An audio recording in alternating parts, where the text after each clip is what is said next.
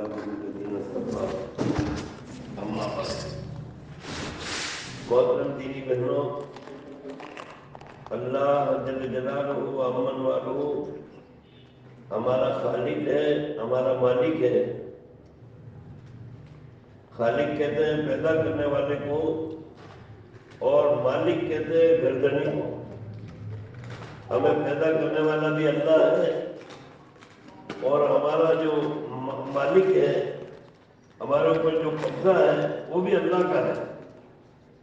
ابھی ہمیں وقتی طور پر اللہ پاک نے اختیار دیا ہے جسم پر کہ آنکھوں سے دیکھتے ہیں، کانوں سے سنتے ہیں، زبان سے بولتے ہیں، دماغ سے سوچتے ہیں، پاؤں سے چلتے ہیں، ہاتھوں سے کسی چیز کو پکڑتے ہیں۔ یہ اللہ تعالیٰ نے ہمیں طاقت دی ہے، لیکن ہے اللہ کے ہاتھ میں۔ جب اللہ پاک چاہے گا تو یہ ساری طاقت چھین لے گا۔ کبھی اللہ تعالیٰ آنکھوں کی روشنی چھین لیتا ہے تو باوجود علاج کے، چشمے لگانے کے، لینس لگانے کے بھی آنکھوں سے برابر دکھتا نہیں ہے، اور بعد مرتبہ بالکل ہی دکھنا بند ہو جاتا ہے۔ کیا ہوتا ہے؟ ہوتا یہ ہے کہ جس اللہ نے آنکھیں بنائی ہے وہی آنکھوں کا مالک ہے۔ اس نے تھوڑے دنوں کے لیے دیکھنے کے لیے اختیار دیا تھا، اب اللہ نے چھین لیا۔ اسی طرح اللہ تعالیٰ کسی کو بہرا کر دیتا ہے تو سنائی نہیں دیتا۔ کسی کو اللہ تعالیٰ پاگل کر دیتا ہے، اس کا دماغ ہی کام نہیں کرتا ہے۔ کسی کو اللہ تعالیٰ فالج ڈال دیتا ہے تو اس کے ہاتھ پاؤں لے جاتے ہیں، اور پھر جب اللہ پاک چاہتا ہے تو ساری نعمتیں چھین کر اس کی جان ہی نکال دیتا ہے۔ جان کا مالک اللہ ہے۔ ابھی اللہ نے ہمیں دے رکھی ہے، اس لیے دے رکھی ہے یہ ساری چیزیں کہ ہم ان کے ذریعے سے اللہ کو خوش کرنے والے کام کریں۔ اس لیے اللہ نے یہ ہمیں چیزیں دے رکھی ہیں۔ تو ہمارا خالق بھی اللہ ہے اور ہمارا مالک بھی اللہ ہے۔ ہمیں اسی نے اپنی قدرت سے پیدا کیا ہے، اور وہی ہمیں کھلا رہا ہے، پلا رہا ہے، اور ہمیں زندگی گزارنے کی ساری چیزیں اللہ ہی دے رہا ہے۔ اللہ ہی ہماری حفاظت کر رہا ہے۔ اللہ ہی ہمیں رات کو میٹھی نیند سلا دیتا ہے، صبح اٹھا دیتا ہے۔ ہمارے بدن میں جو خون صحیح چل رہا ہے یہ اللہ کے حکم سے چل رہا ہے۔ اگر یہ تیز ہو جائے تو کہتے ہیں بلڈ پریشر ہائی ہو گیا، آہستہ ہو جائے تو یا اقبال پہ بیٹھے آہستہ ہو جائے تو کہیں گے کہ بھئی بلڈ پریشر لو ہو گیا۔ لو ہو جائے تو طبیعت خراب، ہائی ہو جائے تو طبیعت خراب۔ اب یہ ہائی اور لو یہ اللہ کے ہاتھ میں ہے۔ جیسے پنکھے کا والیوم ہمارا ہاتھ میں ہوتا ہے، چاہے پنکھے کو آہستہ کر دیں، تیز کر دیں، ہمارے خون کا والیوم اللہ کے ہاتھ میں ہے۔ جب تک وہ صحیح چلا رہا ہے تو یہ صحیح خون چل رہا ہے۔ جب وہ بیمار کرنا چاہتا ہے تو اس کا والیوم کبھی تیز کر دیتا ہے، کبھی آہستہ کر دیتا ہے۔ تو میری بہنوں، ہمارا خالق بھی اللہ ہے، مالک بھی اللہ ہے، اور اللہ ہی ہمیں کھلا رہا ہے، پلا رہا ہے، اور ساری نعمتیں دے رہا ہے۔ ہمارے لیے سب سے زیادہ ضروری یہ ہے کہ ہم اللہ سے اپنا تعلق صحیح کریں، اللہ سے محبت کریں، اللہ سے اپنی دوستی کریں، اللہ سے جی لگائیں۔ وہ ماں سے زیادہ مہربان ہے۔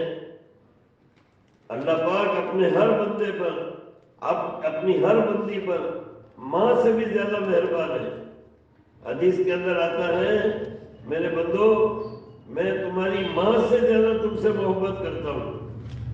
اب آپ اندازہ کرو میری بہنوں، ماں اپنے بچے سے کتنی محبت کرتی ہے۔ اللہ پاک اس سے بھی زیادہ ہم سے محبت کرتا ہے۔ اس لیے ہمارے بہت سارے گناہوں کے باوجود اللہ تعالیٰ ہماری پکڑ نہیں کرتا ہے۔ کبھی کبھی انسان اتنے گناہ کرتا ہے کہ اللہ کے فرشتوں کو غصہ آتا ہے، اور وہ کہتے ہیں یا اللہ اسے پکڑ لے، عذاب دے دے اسے۔ تو اللہ تعالیٰ فرماتا ہے ہٹ جاؤ، یہ میری بندی ہے، یہ میرا بندہ ہے، مجھے اس سے بہت محبت ہے۔ ابھی یہ گناہ کر رہا ہے، ابھی یہ گناہ کر رہی ہے، لیکن کبھی بھی جب اس کو توبہ کا خیال آئے گا اور اس کو میری یاد آئے گی تو یہ میرے سے معافی مانگے گی، میں اسے معاف کر دوں گا۔ یہ میرے سے معافی مانگے گا، میں اسے معاف کر دوں گا۔ لہذا جب کوئی اللہ کا بندہ یا اللہ کی بندی اللہ سے ہاتھ اٹھا کر معافی مانگتے ہیں تو اللہ تعالیٰ فرماتا ہے میں فوراً معاف کر دیتا ہوں. یہ نہیں کہتا ہوں کہ اتنے سال بعد کیوں معافی مانگ رہے ہو، اب کیوں آئے ہو، اتنے گناہ تو پہلے تم نے کیے، بار بار تم کر، ایسا کچھ نہیں. بندہ معافی مانگتا ہے اللہ معاف کر دیتا ہے، بندی معافی مانگتی ہے اللہ معاف کر دیتا ہے. اتنا مہربان ہے، اتنا مہربان ہے کہ جب اس نے قرآن شروع کیا، ہمیں جو قرآن دیا اللہ نے، شروعات کے اندر ہی اللہ پاک نے یہ فعل کہہ دیا الحمدللہ رب العالمین الرحمن الرحیم. سب تعریف اللہ کے لیے ہیں جو سارے جہانوں کا پروردگار ہے، الرحمن الرحیم، بہت مہربان ہے، انتہائی مہربانی کرنے والا ہے. تو میری بہنوں، ہمارے لیے سب سے زیادہ ضروری چیز یہ ہے ہم اللہ سے اپنا تعلق صحیح کریں، اللہ سے جی لگائیں، اللہ کو اپنے دل میں بسائیں، ہر وقت اللہ کا خیال دل میں رکھیں اور ہر وقت یہ سوچیں اللہ ناراض نہ ہو جائے، اللہ ناراض نہ ہو جائے. اور ڈر اس بات کا اپنے دل میں رکھے کہ اگر اللہ ناراض ہو گیا تو میرا کیا بنے گا، مجھے کون اللہ کی پکڑ سے چھڑائے گا. تو میری بہنوں، لا الہ الا اللہ کا مطلب ہے اللہ سے جی لگانا. لا الہ الا اللہ کا مطلب ہے اللہ سے ڈور لگانا. لا الہ الا اللہ کا مطلب یہ ہے اللہ ہی کو یاد کرنا. لا الہ الا اللہ کا مطلب یہ ہے اللہ کا یقین اپنے دل میں بٹھانا. لا الہ الا اللہ کا مطلب یہ ہے کہ جو کچھ بھی ہمیں ہوتا ہوا نظر آ رہا ہے، دل سے یہ سمجھنا یہ اللہ کر رہا ہے، اس کا کرنے والا اللہ ہے، یہ اللہ کے حکم سے ہو رہا ہے. یہ دن آیا ہے، اس دن کو اللہ لایا ہے. یہ دن جا رہا ہے، اس کو اللہ لے جا رہا ہے. یہ رات آئی ہے، یہ رات اللہ لایا ہے. رات جا رہی ہے، اے اللہ اس کو لے جا رہا ہے. پانی اپنے پینے کا پانی ہاتھ میں لیتے ہو، یہ خیال کریں پانی کو اللہ نے میرے پاس بھیجا ہے. اگر اللہ مجھے یہ پانی پلانا نہ چاہے تو میں پیاسی مر جاؤں، لیکن اللہ مجھے پلا رہا ہے. کوئی کھانے کی چیز سامنے آئے کہو یہ اللہ مجھے کھلا رہا ہے. کوئی آرام ملے کہو اللہ مجھے یہ آرام دے رہا ہے. ہر وقت اللہ کو یاد رکھنا اور اللہ کا یقین دل میں بٹھانا کہ جو کچھ ہوتا ہے سب اللہ کی مرضی سے ہوتا ہے، اللہ کے حکم سے ہوتا ہے. اور جو کچھ نہیں ہوتا وہ اس کے نہیں کرنے سے نہیں ہوتا ہے. جس چیز کو اللہ نہ چاہے وہ چیز ہرگز نہیں ہو سکتی، چاہے ساری دنیا زور لگا لے. اللہ اگر نہ چاہے کسی چیز کو تو چاہے ساری دنیا زور لگا لے وہ کام نہیں ہوگا. اور اللہ جس چیز کو چاہ لے، ساری دنیا روکنا چاہے تو روک نہیں سکتے. اللہ وہ طاقتور بادشاہ ہے. ابراہیم علیہ السلام جب دنیا میں تشریف لائے تو دنیا میں پوجا پاٹ ہوتی تھی اور سب دنیا بتوں کو مانتی تھی، بتوں کی پرورش کرتی تھی. یہاں تک کہ ابراہیم علیہ السلام کے گھر میں بھی پوجا ہوتی تھی. اور ان کا باپ جو تھا آزر، وہ پجاری تھا، گھر میں بت بناتا تھا. ابراہیم علیہ السلام نے ایک دن سارے بت توڑ دیے تو وہ بہت روئے کہ ہمارے خداؤں کو کس نے مار دیا. لوگوں نے کہا یہ ابراہیم نے مارا ہوگا. ابراہیم بھی برا بھلا کہتا ہے، یہی کہتا ہے کہ بتوں سے کچھ نہیں ہوتا ہے. تو انہوں نے ابراہیم علیہ السلام کے خلاف مشورہ کیا کیا کرنا چاہیے. تو انہوں نے سب نے مل کر یہ طے کیا ابراہیم کو آگ میں جلا دو، جلا دو اس کو، یہ ہمارے خداؤں کو نہیں مانتا، ہمارے بتوں کو نہیں مانتا ہے.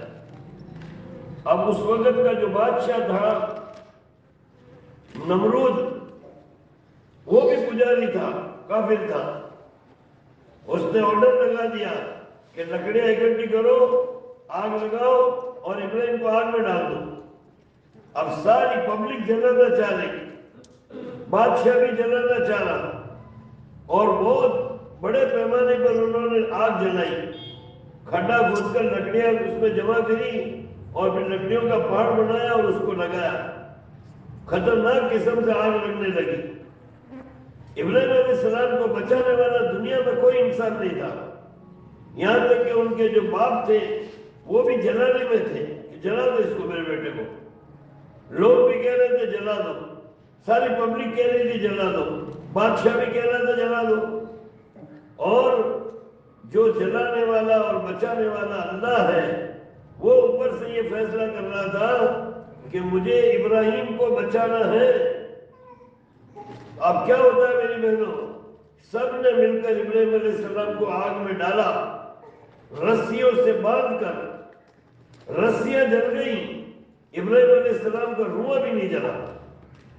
اللہ نے ڈائریکٹ براہ راست آگ کو حکم دیا، قلنا یا نار کونی بردا وسلاما علی ابراہیم، اے آگ تو ابراہیم کے اوپر سلامتی کے ساتھ ٹھنڈی ہو جا۔ تو زمین آسمان نے یہ منظر دیکھا، بادشاہ نے دیکھا، ان کے باپ نے دیکھا، جل ہی نہیں رہے، وہ تو کچھ بھی نہیں ہو، وہ تو آگ میں جا کر اس طرح بیٹھ گئے جیسے کوئی بچہ ماں کی گود میں بیٹھ جاتا، آرام سے بیٹھے ہیں، آگ لگ رہی ہے لیکن آگ ابراہیم علیہ السلام کو جلا نہیں رہی۔ یہ ہے اللہ کی قدرت، اللہ کے حکم کے بغیر کچھ نہیں ہوتا ہے۔ یہاں تک کہ جو ان کی ماں تھی ابراہیم علیہ السلام کی، وہ تھوڑی نرم دل تھی، کہنے لگی ارے بیٹا تجھے آگ جلا نہیں رہی ہے، باہر سے کہہ رہی تھی، کہنے لگی اماں جلا نہیں رہی آگ۔ کہا بیٹا میں تجھے دیکھنا چاہتی ہوں کہ ماں اندر آ جا آگ میں، آگ تجھے بھی نہیں جلائے گی۔ تو اللہ کے حکم سے ان کی ماں بھی نہیں جلی، اندر گئی اور بیٹے کی پیشانی کو چوما، یہاں تک کہ ان کے باپ کہنے لگے نعم الرب ربک یا ابراہیم، اے ابراہیم تیرے رب کے کیا کہنے، بڑا ہی زبردست ہے تیرا رب۔ ہم اپنے دل میں یہ یقین بٹھائیں کہ پورا ایک کائنات کا ذرہ ذرہ اللہ کا محتاج ہے، ان سب سے وہ ہوگا جو اللہ چاہے گا، جو اللہ نہیں چاہے گا وہ نہیں ہو سکتا ہے۔ یہی ابراہیم ہے جن کو اللہ نے آگ سے بچایا ہے، 95 سال کی عمر میں ان کے بیٹا ہوا، اور اسماعیل علیہ السلام ان کے بیٹے، جب وہ 7 سال کے ہو گئے تو اللہ نے کہا اس کے گلے پر چھری چلا دو، کاٹ دو گلا اسماعیل کا۔ اللہ تعالیٰ کو صرف امتحان لینا تھا اور پوری دنیا کے انسانوں کو یہ بتانا تھا کہ میرا ابراہیم میرے سے اتنی محبت کرتا ہے کہ اگر میں اس کو یہ حکم دے دوں کہ تو اپنے بیٹے کی گردن کاٹ دے تو یہ اپنے بیٹے کی گردن بھی کاٹ سکتا ہے۔ لہٰذا ابراہیم علیہ السلام نے چھری چلائی، لیکن اللہ تعالیٰ نے اوپر سے فیصلہ کیا، چھری کو کہا کہ تم میرے اسماعیل کا ایک روح بھی نہیں کٹے گی۔ لہذا وہ چھری تیز چلا رہے ابراہیم علیہ السلام، لیکن کٹنے نہیں گردن کیا کٹی، روح بھی نہیں کٹا۔ بچانے والا اللہ جب بچانے پر آیا تو ابراہیم علیہ السلام کی چھری اسماعیل علیہ السلام کو کاٹ نہیں سکی، اور بچانے والا اللہ جب بچانے پر آیا تو نمرود کی آگ ابراہیم علیہ السلام کو جلا نہیں سکی۔ لا الہ الا اللہ سب سے زیادہ ضروری ہے میری بہنوں، یہ نماز سے بھی زیادہ ضروری ہے۔ نماز بھی جو ہے یہ دوسرے نمبر کی چیز ہے، پہلے نمبر کی چیز ایمان ہے۔ اگر ایمان نہیں ہے تو نماز قبول بھی نہیں ہوگی۔ اگر کوئی عورت یا کوئی مرد شرک کر رہا ہے، کسی قبر کو سجدہ کر رہا ہے، کسی پیر کو سجدہ کر رہا ہے، کسی پیپل کو سجدہ کر رہا ہے، اور وہ اس کے دل میں یہ خیال ہے کہ یہاں سے مجھے کچھ مل جائے گا، یہاں میری اولاد ہو جائے گی، میری اولاد فرما بردار ہو جائے گی، یا میرا شوہر میرے حق میں ہو جائے گا، اللہ کے غیر کو کچھ سمجھنا شرک ہے میری بہنوں۔ اب یہ ساری زندگی اگر نماز پڑھتا رہے شرک کرنے والا، ایک رکعت بھی قبول نہیں ہوگی۔ نماز قبول ہوتی ہے ایمان کے بعد میں، سارے اعمال ایمان کے بعد میں قبول ہوتے ہیں۔ تو سب سے ضروری چیز لا الہ الا اللہ محمد الرسول اللہ، ایمان۔ اس لیے سب سے پہلی چیز، سب سے پہلی صفت ایمان ہے میری بہنوں۔ اس کا روزانہ مذاکرہ ہو، روزانہ ایمان کی فکر ہو۔ میں نے کتنی ایمان کی دعوت دی آج لوگوں کو، کتنا میں ایمان بولی ہوں اپنی زبان سے۔ اپنی زبان سے جب تک ایمان کی دعوت دینے والی نہیں بنو گی تو ایمان مضبوط نہیں ہوگا میری بہنوں۔ میں نے کل بھی آپ سے کہا تھا، عورتیں ایمان کی دعوت بہت کم دیتی ہیں۔ اللہ اللہ کرنے والی تو بہت ساری عورتیں ہیں، نماز پڑھنے والی، تسبیح پڑھنے والی، ذکر کرنے والی، دعا مانگنے والی، روزے رکھنے والی، بہت ساری عورتیں ہیں، لیکن ایمان کی دعوت دینے والی، دین کی دعوت دینے والی عورتیں بہت کم ہیں۔ جبکہ میری بہنوں جو دین پھیلے گا وہ دعوت سے پھیلے گا۔ آپ ایمان کی دعوت دینے والی بنو۔ جس عورت سے بھی تمہاری بات چیت ہو، ایمان کی بات کرو، نماز کی بات کرو، علم کی بات کرو، ذکر کی بات کرو، اخلاق کی بات کرو، اخلاص کی کرو اور دین کے کام کی کرو۔ آپس میں یہ دعوت دینے والی بنو۔ دعوت دینے سے تمہارا بہت ایمان بڑھے گا، اور پھر میری بہنوں تمہیں اللہ پاک اپنا تعلق نصیب کرے گا، اور تم ایسی بنو گی کہ تمہارے ذریعے سے تمہارے 4 رشتہ دار جنت میں جائیں گے۔ تم اپنے باپ کو جنت میں لے جانے والی بنو گی، تم اپنے بیٹوں کو جنت میں لے جانے والی بنو گی، تم اپنے بھائیوں کو جنت میں لے جانے والی بنو گی، اور تم اپنے شوہر کو جنت میں لے جانے والی بنو گی۔ ایک عورت جب دیندار ہو جاتی ہے، اپنا ایمان مضبوط کر لیتی ہے، وہ اللہ سے اس کا تعلق اور محبت ہو جاتا ہے، اور اس کو آخرت کی فکر ہو جاتی ہے، اور یہ دائی بن جاتی ہے، تو پھر میری بہنوں یہ اپنے شوہر کو، اپنے بیٹوں کو، اپنے بھائیوں کو اور اپنے باپ کو، 4 رشتے ہیں عورت کے، یہ چاروں کو دیندار بنا سکتی ہے۔ اس کے ذریعے زبردست اللہ کا دین دنیا میں پھیلے گا۔ دیکھو، ایک مرد دین کے کام میں لگتا ہے اور ایک عورت دین کے کام میں لگتی ہے، دونوں کے کام میں زمین آسمان کا فرق ہے۔ مرد کی محنت کرنے سے اتنا دین نہیں پھیلے گا، عورتوں کی محنت سے بہت زبردست دین پھیلے گا۔ 100 مرد دین کا کام کریں اتنا دین نہیں پھیلے گا، ایک عورت دین کا کام کرے 100 مردوں سے زیادہ وہ دین پھیلانے والی بنے گی۔ اللہ نے تاثیر ایسی رکھی ہے عورت کے اندر۔ جن نبیوں کی عورتوں نے ساتھ دیا ان نبیوں سے دنیا میں دین پھیلا، جن نبیوں کی عورتوں نے ساتھ نہیں دیا ان نبیوں سے دنیا میں دین ہی نہیں پھیلا۔ اللہ پاک نے قرآن کے 28ویں پارے میں 2 نبیوں کی عورتوں کا ذکر کیا اور فرمایا ضرب اللہ مثلا للذین کفروا امرأۃ نوح وامرأۃ لوط، کہ دیکھو لوط علیہ السلام کی اور نوح علیہ السلام کی مثال دیتا ہوں میں کہ یہ 2 عورتیں میرے نبی کی عورتیں تھیں، لیکن یہ دیندار نہیں تھیں، انہوں نے کہنا نہیں مانا، نہ اللہ کا کہنا مانا، نہ اپنے شوہر نبیوں کا کہنا مانا، تو وہ کیا ہوا، دوزخ میں گئی۔ دونوں نبیوں کی عورتیں دوزخ میں گئی، اور ان نبیوں کی محنت سے دنیا میں دین نہیں پھیلا۔ نوح علیہ السلام نے 950 سال محنت کی اور 82 آدمی مسلمان ہوئے۔ وجہ کیا ہے؟ عورت کا ساتھ نہیں ہے۔ اور ہمارے نبی پاک صلی اللہ علیہ وسلم اور موسیٰ علیہ السلام، ان کی عورتوں نے دین میں بہت ساتھ دیا، خاص طور سے اماں خدیجہ رضی اللہ تعالیٰ عنہ۔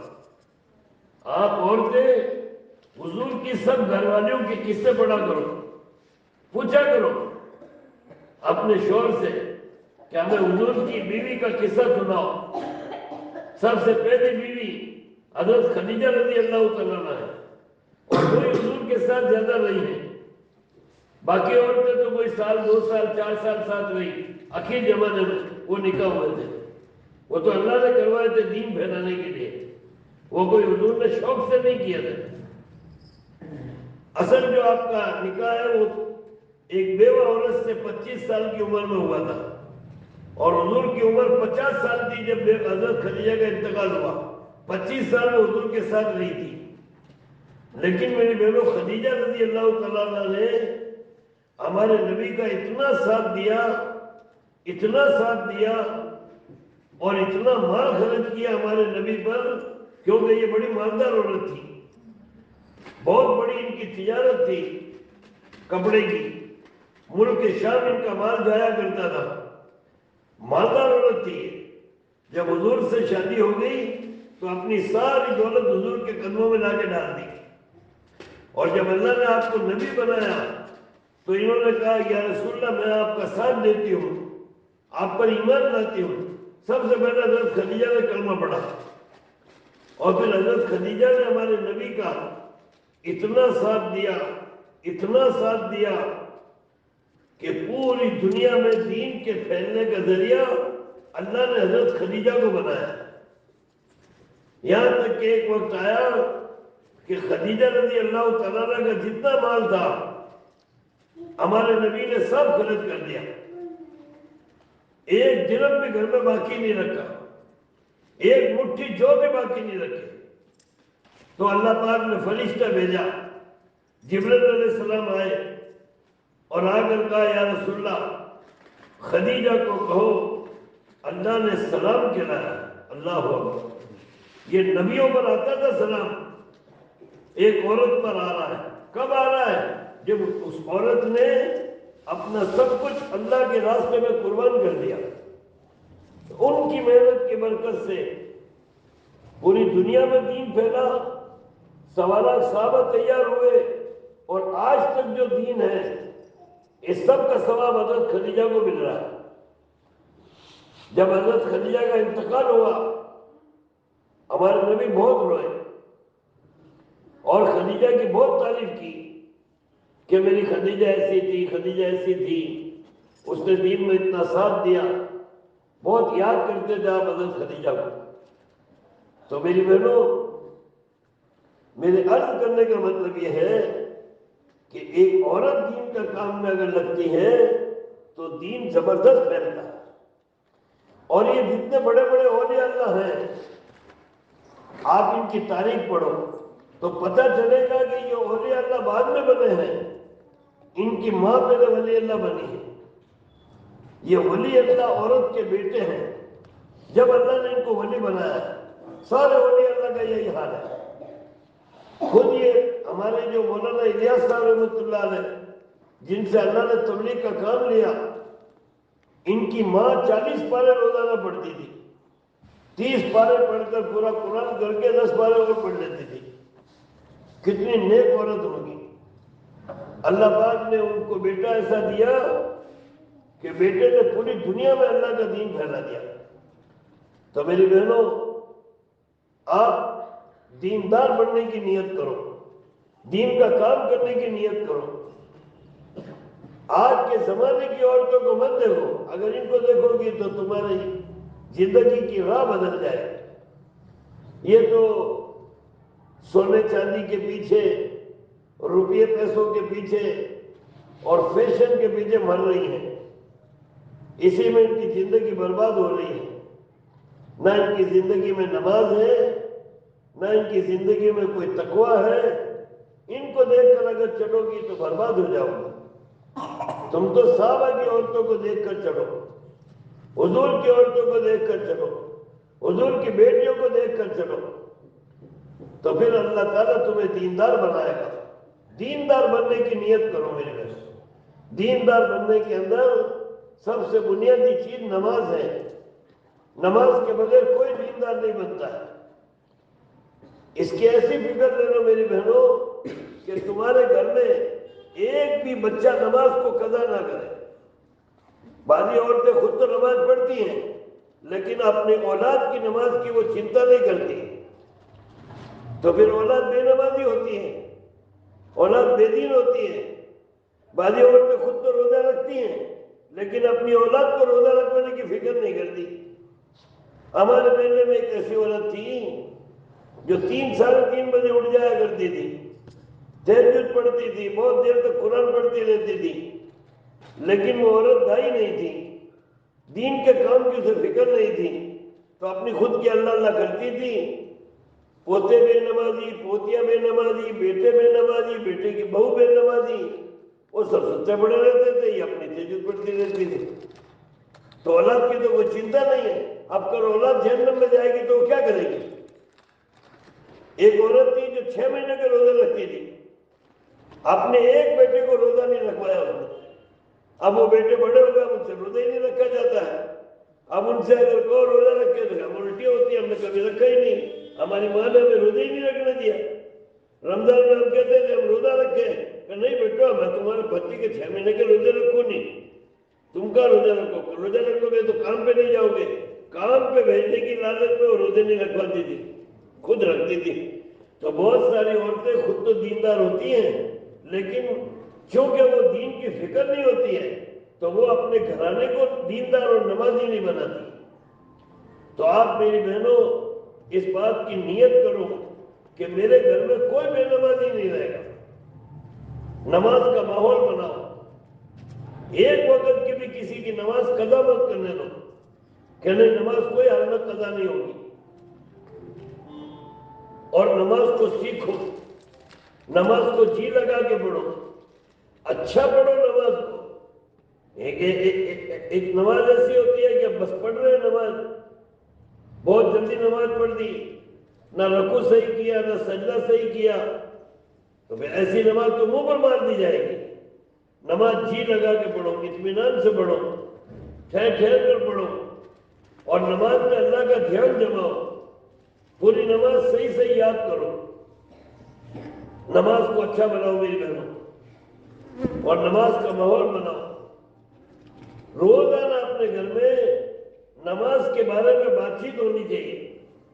اسی لیے تعلیم روزانہ ہے. فضائل اعمال کی تعلیم روزانہ کیوں ہے؟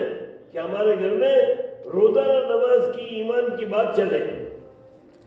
کیا ملے گا نماز پڑھنے پر؟ کیا سزا ملے گی نماز قضا کرنے سے؟ تو میری بہنوں دیندار بننے کی نیت کرو، دیندار بنو، دین کے کام میں لگو، ایمان کا ماحول بناؤ، ایمان کی باتیں کرنے والی بنو، خوب اللہ کی تعریف کرنے کی عادت ڈالو.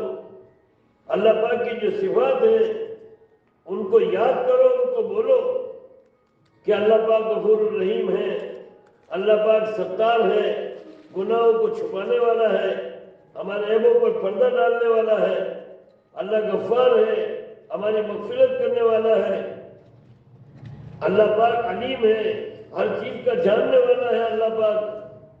اللہ پاک خبیر ہے، ہر چیز کی خبر ہے اللہ کو. اللہ کی باتیں بولو میری بہنوں، اللہ کی صفات یاد کرو اور اللہ کے بارے میں باتیں کرو. اور محمد الرسول اللہ، حضور کی تعریف کرنے والے بنو. جتنا اپنے نبی کی تعریف کرو گی تمہارا ایمان بڑھے گا.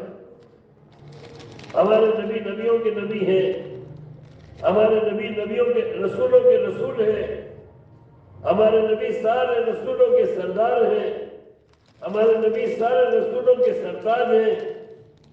ہمارے نبی سے بڑا کوئی نہیں ہے، ہمارے نبی سے بڑا کوئی نہیں ہے. ہمارے نبی سے بڑا صرف اللہ ہے. اللہ تو اللہ ہے، اللہ کے بعد میں ہمارے نبی سے بڑا کوئی نہیں ہے. ایک مرتبہ اپنے نبی پر اگر ہم درود پڑھیں گے، صرف اتنا ہی پڑھنے صلی اللہ علیہ وسلم، ہمارے اوپر 10 رحمتیں نازل ہوں گی، 10 گناہ معاف ہوں گے، اور جنت میں 10 درجے اللہ بلند کرے گا. ایک ایک سنت ہمارے نبی کی زمین آسمان سے زیادہ قیمتی ہے. اللہ کی باتیں کرنا، نبی کی باتیں کرنا، آخرت کی باتیں کرنا، جنت اور جہنم کی باتیں کرنا، قبر کے بارے میں فکر کرنا. کیا ہوگا قبر میں؟ قبر جنت کا باغ بنے گی یا دوزخ کا گڑھا بنے گا؟ 2 باتوں میں سے ایک بات ہوتی ہے. ہمارے نبی نے فرمایا یا تو قبر جنت کا باغیچہ بن جاتی ہے یا پھر قبر دوزخ کا گڑھا بن جاتی ہے۔ اس کی بار بار اس کی فکر کرو۔ قیامت کا دن آئے گا، اللہ کے سامنے مجھے کھڑے ہونا ہوگا، کیا ہوگا اس وقت؟ کوئی ساتھ دینے والا نہیں ہوگا، کوئی کسی کی بوجھ اٹھانے والا نہیں ہوگا، اپنے اعمال ہوں گے دونوں طرف، اللہ کی ذات سامنے ہوگی۔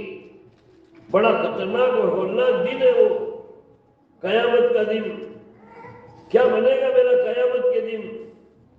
اس کی فکر میری بہنوں، بار بار اس کا تذکرہ، تاکہ ڈر پیدا ہو ہمارے دل کے اندر آخرت کا۔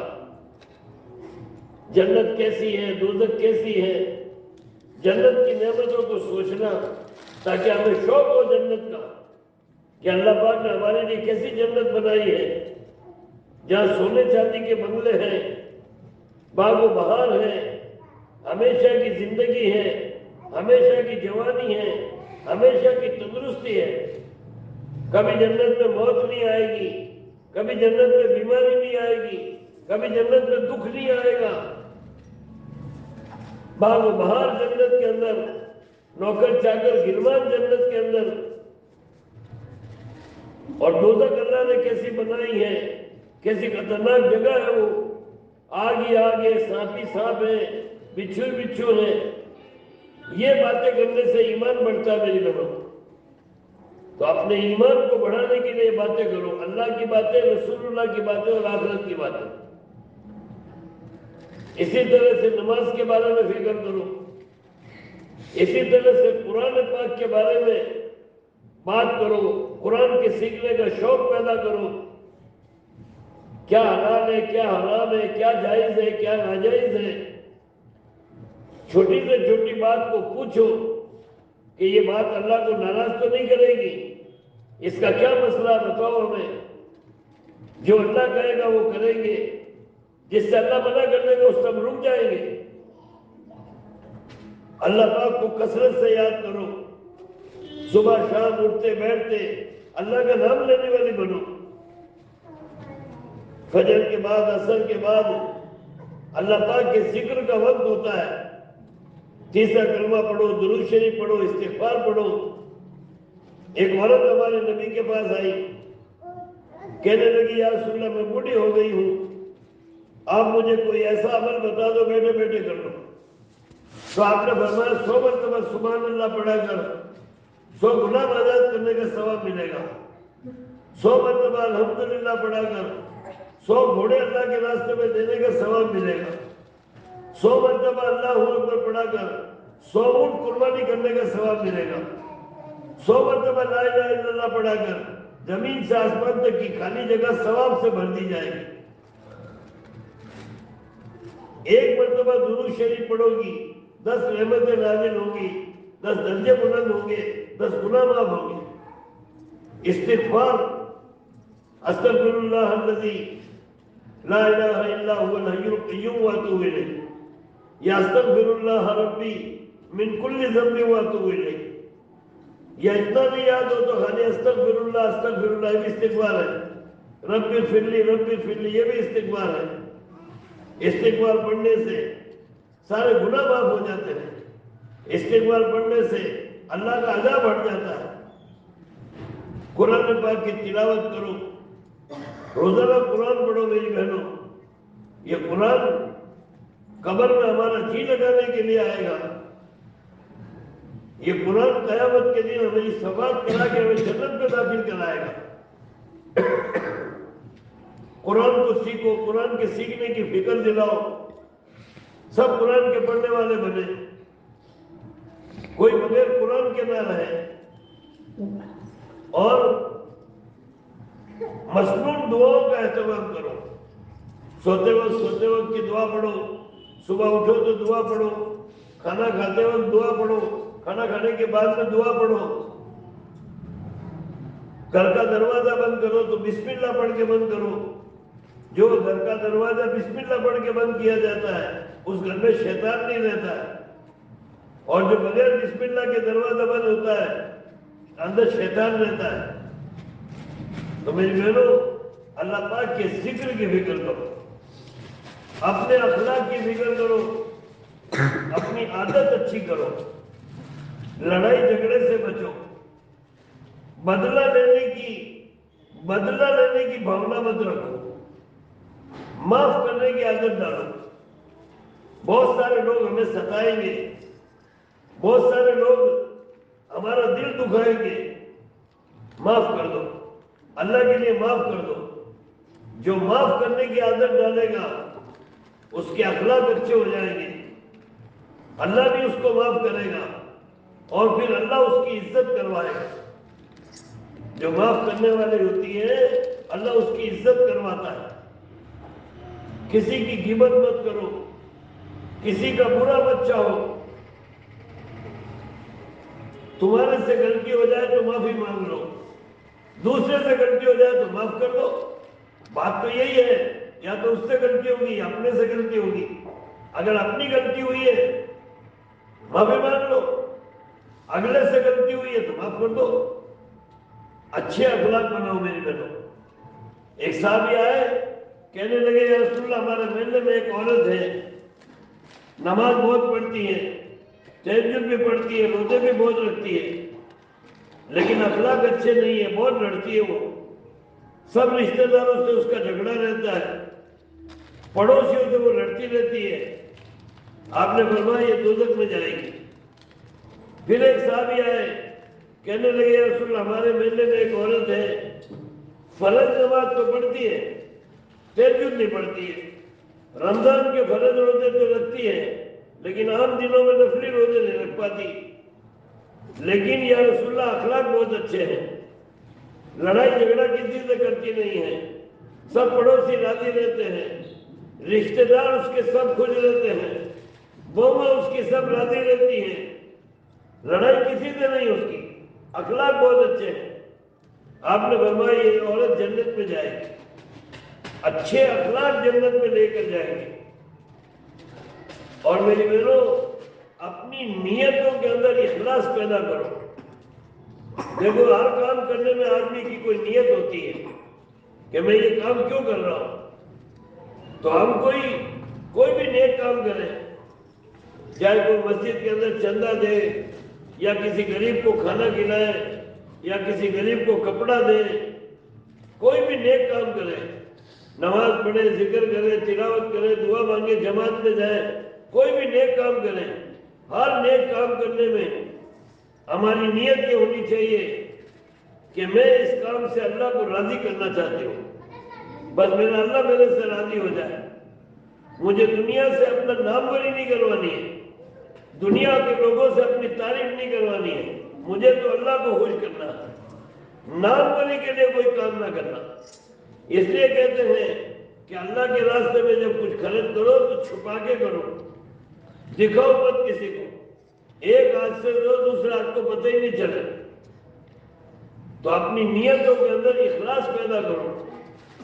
اور میری بہنوں اللہ کا دین پوری دنیا میں زندہ ہو جائے، پوری دنیا میں اللہ کا کلمہ بلند ہو جائے، اس کے لیے اپنی جان سے اور مال سے اللہ کے راستے میں قربانی دینے والے بنو۔ عورتوں کے لیے بہت آسان ہے دین کا کام، آپ کو تو بار بار جماعتوں میں نکلنے کی بھی ضرورت نہیں ہے، صرف 3 دن 3 مہینے کے اندر ہے، 3 مہینے میں 90 دن ہوتے ہیں، 90 دنوں کے اندر صرف 3 دن لگانے ہیں آپ کو۔ اب آپ کی یہ 3 دن کی جماعت نکل گئی، اب آپ کو 3 مہینے تک جماعت میں نہیں جانا، آپ جاؤ گی تو بھی نہیں جانے دیں گے ہمارے بڑے۔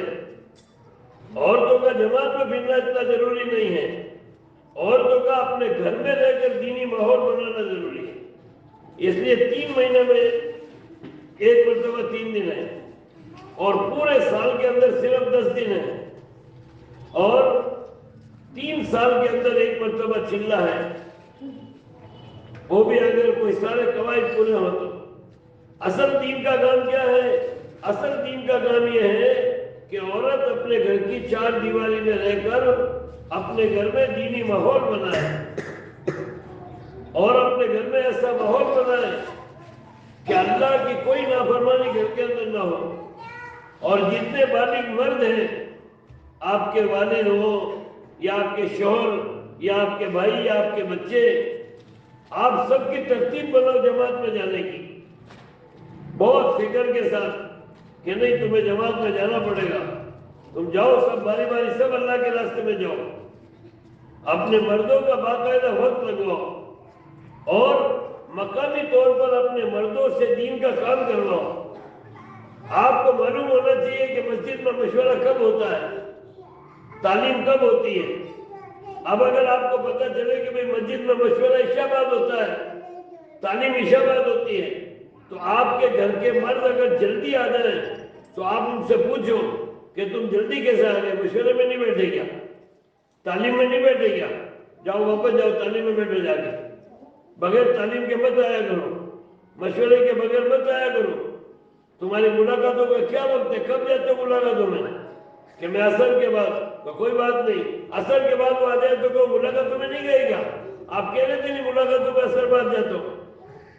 گشت کا دن آ جائے تو 2 نمازوں کا وقت فارغ کرواؤ ان سے کہ دیکھو آج گشت کا دن ہے، آج مغرب پڑھ کے گھر مت آنا، مغرب سے عشاء تک مسجد میں ہی رہنا۔ جمعرات کا ہفتہ واری اجتماع آ جائے تو ان کا ٹفن تیار کر کے دو، جیسے نوکری پر ٹفن تیار کر کے بھیجتے ہیں، بچوں کو اسکول ٹفن تیار کر کے بھیجتے ہیں، اس طرح سے اپنے مرد کا ہفتہ واری اجتماع میں ٹفن تیار کر کے دو کہ جاؤ اجتماع میں شرکت کرو اور آج مسجد میں ساتھیوں کے ساتھ ہی کھانا کھانا، بعد میں آنا، اپنے مردوں سے دین کا کام کروانا۔ جماعت جب مہمان تمہارے محلے میں آ جائے تو پوری فکر کرو کہاں کی جماعت آئی ہے، کیا بات لے کے آئی ہے، مستورات کا کوئی پروگرام رکھواؤ اور معلومات کرو، جماعت میں کوئی بیمار وغیرہ ہو تو ان کا کوئی جو ہے پرہیزی کھانا پہنچوا دو۔ ایک جگہ ہم دبئی کویت میں تو باقاعدہ عورتیں پوری جماعت کے کپڑے منگوا کر مشین میں ڈال کر پریس کر کے گھر بیچتی تھی، مسجد میں بیچتی تھی۔ ہمیں کویت کے اندر کبھی کپڑے دھونے نہیں پڑے، ان کے مرد لے جاتے تھے کپڑے اور دھو کے استری کر کے لا کے دیتے تھے۔ ارے بھئی یہ مت کرو، نہیں ہماری عورتیں کہتی ہے سب کپڑے لے جانا جماعت والوں کے، ہم دھوکے دے دیں گے، اتنی نصرت کرتی ہیں۔ بہت ساری جگہ پر مرد گھر میں موجود نہیں ہوتے ہیں، عورتیں بچوں کے ذریعے سے جماعت کی دعوت کروا دیتی ہیں کہ جماعت والوں کو کہ کھانا مت بنانا، کتنے آدمی ہو کھانا پہنچ جائے گا تمہارا۔ ارے بھئی مرد کو بھیجو کہ مرد تو کام پہ گئے، شام کو عشاء بعد آئیں گے۔ گھر میں رہتے ہوئے میری بہنوں مسجد کے تقاضوں کو آپ سوچو اور ان کو پورا کرو، اپنے آپ کو یہ سمجھو کہ ہم دین کا کام کرنے والی ہیں، پھر دیکھو اللہ پاک تم سے کتنا کام لے گا۔ اور لا یعنی فضول باتوں سے بچو، بیکار باتوں سے بچو، ادھر ادھر کی باتیں کرنے کے لیے مت بیٹھو، ادھر ادھر کی باتیں کرنے سے غیبت ہو جاتی ہے، غیبت ہونے سے اپنی ساری نیکیاں برباد ہو جاتی ہیں، اپنی نیکیاں۔ Thanks for watching. Don't forget to like, comment, share and subscribe to Al Wahid channel.